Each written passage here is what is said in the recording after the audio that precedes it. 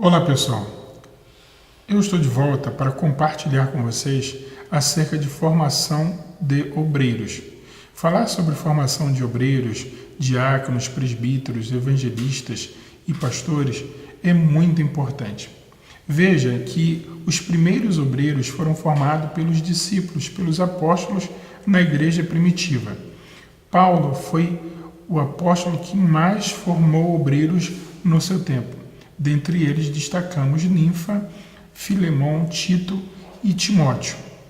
Timóteo, nós temos recomendações por parte de Paulo como um obreiro de um valor excepcional. Nos dias de hoje, nós temos nas diversas igrejas as nominações para os diversos tipos e funções de obreiros.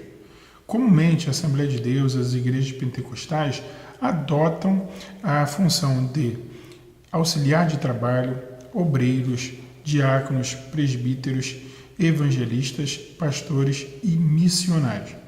Bom, nós precisamos saber o que é um auxiliar de trabalho. Geralmente nas igrejas pentecostais são aquelas pessoas que são separadas para as atividades auxiliares e que são pessoas que estão sendo preparadas para serem diáconos, presbíteros e outras funções na igreja. Os auxiliares têm funções secundárias nas atividades da igreja, muitas das vezes funções materiais, braçais, etc. e tal. Esses auxiliares, a palavra já diz, eles auxiliam os obreiros em suas atividades. Os diáconos são os trabalhadores ou os obreiros que estão preparados para servir a igreja na área da administração. Nas igrejas batistas, presbiterianas, congregacionais, metodistas, o papel do diácono é fundamentalmente na administração do trabalho da igreja, não cabendo a eles direção e nem ministração pastoral, ou o trabalho na área da administração da palavra de Deus, o ato de pastorear a igreja. Nas igrejas neopentecostais, como a Assembleia de Deus e outras igrejas pentecostais, por assim dizer, o diácono foge do seu princípio bíblico, que é atuar na administração da igreja, no serviço da igreja, e são colocados, muitas das vezes, como dirigentes de ponto de pregação, dirigentes de congregações e dirigentes até de igrejas que estão em formação. Bom, agora, na etimologia da palavra, o significado da palavra diácono simplesmente é servo ou aquele que está para servir. No livro de Marcos, ou no Evangelho de Marcos, Jesus é chamado de diácono, ou o maior servo, aquele que veio para servir e não ser servido. Então, o diácono, ele não deve e não pode ter espírito de pastor e deve entender que a função dele é uma função secundária na igreja, que deve estar pronto para o serviço da obra de Deus, da casa de Deus e da igreja de Cristo Jesus. Você vai me perguntar, e o presbítero? O presbítero, na verdade, biblicamente falando, ele teria uma função pastoral ou uma função de atuação como uma espécie de um co-pastor ou de um pastor de um rebanho. Em alguns países das Américas não existe propriamente dito título de pastor. O título é de presbítero e a função que o presbítero tem quando está pastoreando é a função que eles chamam de pastor. Aqui no Brasil, nós temos o título de presbítero e nós temos o título de pastor. Então, como se fosse uma hierarquia, em primeiro nós temos o diácono, depois o presbítero e depois o pastor. Entre o presbítero e o pastor, nós temos a figura do evangelista. Você vai dizer assim, o evangelista é maior ou menor do que o pastor? Bom, biblicamente, cada um tem a sua função, que nós não vamos tratar agora, porque é assunto de uma outra aula. Porém, nas igrejas pentecostais, As pessoas são ordenadas a ministro do Evangelho e a função delas é destacada como evangelista ou como pastor. Veja que eles estão em pé de igualdade como ministro do Evangelho e apenas diferem na função da atuação dos seus ministérios. O evangelista tem uma chamada específica por Deus e já o pastor já tem uma chamada diferenciada.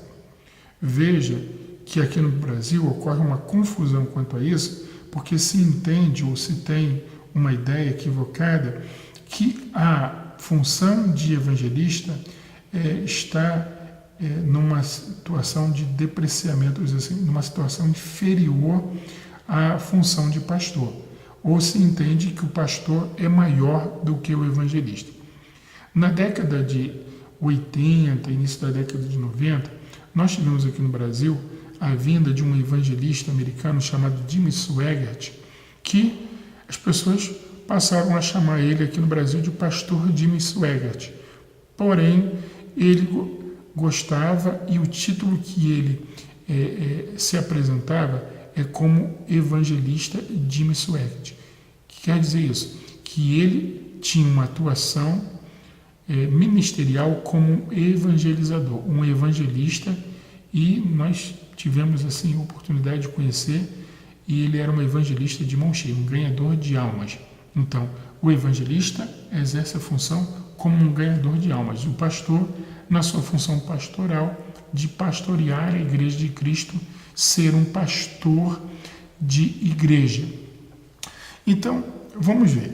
Nas igrejas neopentecostais ou pentecostais, como eu queiro nominar, os presbíteros são normalmente dirigentes de congregação, de igrejas filiais ou de igrejas ligadas à igreja mãe. Já os pastores são dirigentes ou pastores de igreja ou são presidentes, e os evangelistas eventualmente podem exercer uma função, substituindo o pastor, enfim, propriamente dito, seria aquele que vai tratar da evangelização da igreja do Senhor Jesus. Bom, alguém vai dizer assim, as qualidades, os requisitos para ser um obreiro na igreja de Cristo. Já Paulo nominava e falava a Timóteo, escolha dentre os irmãos da igreja varões que tenham uma conduta, que não sejam neófitos na fé, que tenham testemunho, que sejam maridos de uma só mulher. Enfim, não é qualquer pessoa que pode ser obreiro, que pode ser um diácono, que pode ser um presbítero, que pode ser um evangelista ou muito menos um pastor. E talvez um missionário. Veja que muitas das vezes a gente encontra a figura de missionários em nossas igrejas, quando na verdade o ideal é que o missionário esteja fundando uma igreja, implantando uma obra e, se possível, em outra nação, em outra cultura, em outro continente. Mas é comum nós encontrarmos pessoas que têm o título de missionário, mas nunca fizeram missão sequer uma vez na vida. Voltando lá aos requisitos para que uma pessoa seja obreiro. Então é importante que essa pessoa tenha bom testemunho, não seja neófita na fé, que seja uma pessoa experimentada na vida, que seja uma pessoa testada para a causa do Evangelho do Senhor Jesus, para servir a igreja, que seja uma pessoa que tenha tido uma formação eclesiástica, uma formação, para se tornar um obreiro de valor e que vá dar frutos e que vá, através do seu serviço, abençoar a igreja de Cristo. Não deve ser neófito na fé, porque sem a experiência cristã, tão necessária para o serviço da causa de Deus, essa pessoa pode trazer problemas para a obra, problemas para o pastor e problemas para a igreja de Cristo Jesus. Essa pessoa deve ter uma conduta ilibada. Por quê? Porque a Bíblia diz lá em Timóteo, capítulo 2, 1 Timóteo capítulo 2, versículo 15, que esse obreiro deve ser um obreiro aprovado, que não tem de que se envergonhar e que maneje bem a palavra da verdade. Então, é um obreiro que deve ser provado e aprovado, e que maneje bem a palavra de Deus, que tenha conhecimento da palavra, que viva a palavra, que aplique a palavra à sua vida, né? E também possa ministrar essa palavra a outras pessoas, e que não tenha de que se envergonhar, tanto dos domésticos da fé, quanto as pessoas que estão aí fora, vizinhos, amigos, colegas de trabalho, enfim, uma pessoa de testemunho. Veja que a pessoa que vai ser escolhida para ser obreiro também precisa governar bem a sua casa. Ora, uma pessoa que não cuida bem da sua casa e da sua família, poderá, a Bíblia diz, cuidar das coisas do Senhor Jesus? É uma pergunta e, logicamente, a gente sabe a resposta. Então é importante, na hora de se escolher um obreiro, uma obreira, nós termos o quê? A possibilidade, a audácia de provar, de buscar o testemunho de vida dessa pessoa e ver se essa pessoa realmente está preparada, se essa pessoa está capacitada, se ela tem a experiência de vida, a experiência cristã necessária para trabalhar na obra de Deus, no serviço de Cristo. Então, a Bíblia também recomenda que não se imponha as mãos precipitadamente sobre as pessoas para separá-las, ordená-las para o santo ministério. Certo? Bom, eu falei aqui de obreiras. Não sei se você acompanhou e percebeu que eu falei de obreiros e obreiras. Então, no Brasil, é crescente nas denominações neopentecostais vamos dizer, surgimento de mulheres na condição de obreiras, diaconisas, né? Presbíteras eu ainda não tive a oportunidade de conhecer, evangelistas e pastoras, e missionárias nós já tínhamos aí aos montes, né? Então, a Bíblia exatamente não postula de forma tácita ou diz de forma contrária da impossibilidade da mulher atuar como obreira na casa do Senhor, nas suas várias funções, nas suas titulações dos cargos, né, colocados para a Igreja de Cristo. É importante dizer que a mulher no ministério de Jesus teve um papel fundamental e as mulheres são nominadas no Novo Testamento, no livro de Atos dos Apóstolos e nas epístolas paulinas de forma atuante e são apresentadas como diaconisas da Igreja do Senhor Jesus.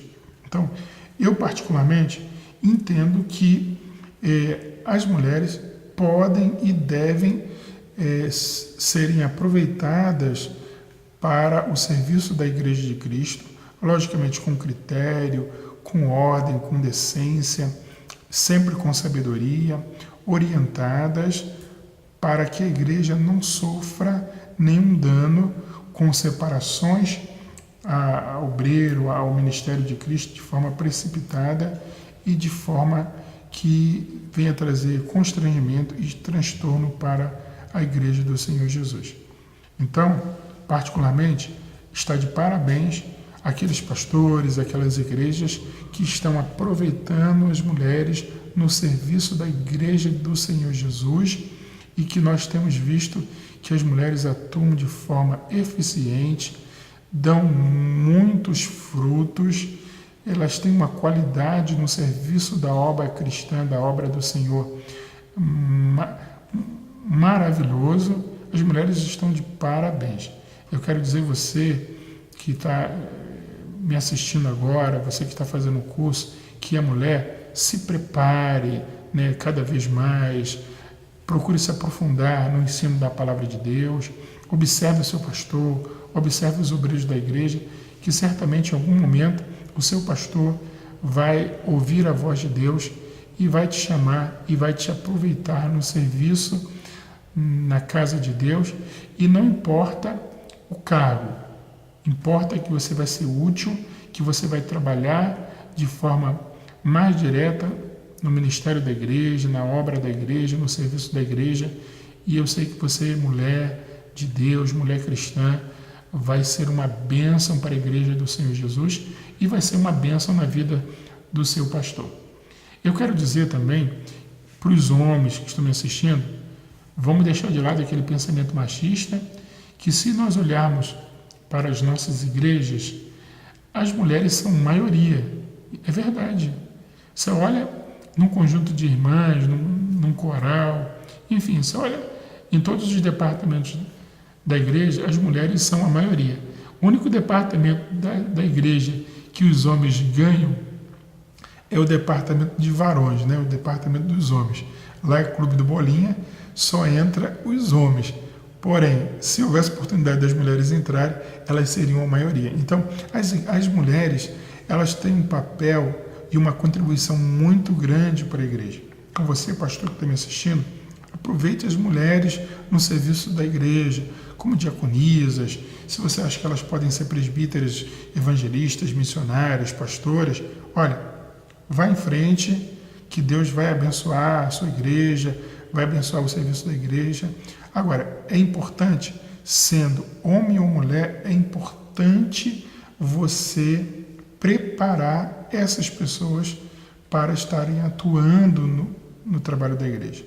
Ninguém deve ser separado, ninguém deve ser ordenado, ninguém deve ser colocado no serviço da igreja que não esteja devidamente preparado ou preparada para atuar de forma que se submeta à autoridade eclesiástica, à autoridade da igreja, do corpo de Cristo, que não tenha condição de submeter à autoridade pastoral, porque é fundamental que preencha aqueles requisitos que eu citei anteriormente e que também a pessoa tenha a humildade, tenha condições de se submeter, obedecer o pastor, obedecer as pessoas que estão acima delas, para que o trabalho da igreja não sofra nenhum tipo de problema, de dificuldade, e que essa pessoa seja uma bênção na vida da igreja. Então vai aqui uma recomendação. Você que está se preparando, está sendo preparado para ser uma diaconisa, uma obreira na casa do Senhor, enfim, não importa o cargo, olha, estude a palavra, se aprofunde na palavra e busque o ensinamento do dia a dia, o ensinamento do seu pastor, a ação pastoral, a ação dos demais obreiros na igreja, para que você aprenda com eles, vivenciando, atuando no dia a dia, para você, quando você for chamada, você for separada, você ser uma bênção na obra do Senhor. Da mesma forma, os varões que estão sendo preparados, que estão nos assistindo agora, enfim, logicamente quem está fazendo esse curso, a possibilidade de você estar se preparando para ser obreiro na sua igreja é muito grande. Eu quero te desejar boa sorte, dizer para você que o Senhor é contigo e que você é chamado por Deus, foi chamado por Deus. Então se prepare, porque Deus vai honrar você, vai honrar a sua ação de fé, vai honrar, porque quem chamou não foi o homem, quem te chamou foi Deus, e Deus vai confirmar a obra dele na sua vida. Então, permaneça na sua posição, obedeça o seu pastor, honre a sua igreja, honre o ministério da sua igreja, honre o seu pastor, obedeça o seu pastor, porque Deus então vai te honrar.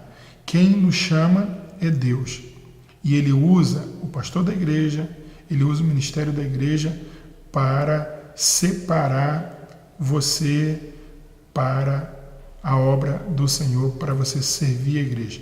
Não tenha nenhum sentimento de altivez, nenhum sentimento de orgulho, não tenha nada disso. Livre-se disso, porque você está sendo preparado, você está se preparando para servir a igreja do Senhor Jesus. Se tiver que lavar banheiro, lave o banheiro. Se tiver que passar pano, passe pano. Se tiver que carregar banco, carregue banco. Se tiver que limpar as cadeiras, limpe as cadeiras.